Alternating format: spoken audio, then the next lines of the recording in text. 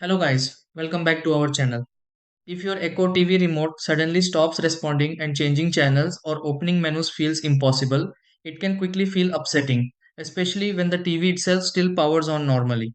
Sometimes only a few buttons work while the rest feel completely unresponsive, while other times the remote seems active but the TV does not react at all. A problem like this can happen because of battery position, signal interruptions, button buildup, or temporary connection issues between the remote and TV. Before thinking you need a replacement, there are a few simple things worth checking because many remote problems can improve after quick adjustments. Let's go through several easy steps that may help fix an Echo TV remote not working or responding.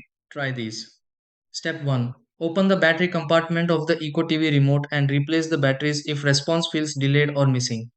Step 2. Point the Echo TV remote directly toward the TV and make sure nothing blocks the signal path. Step 3. Gently clean around the buttons on the Echo TV remote if certain controls feel harder to press. Step 4.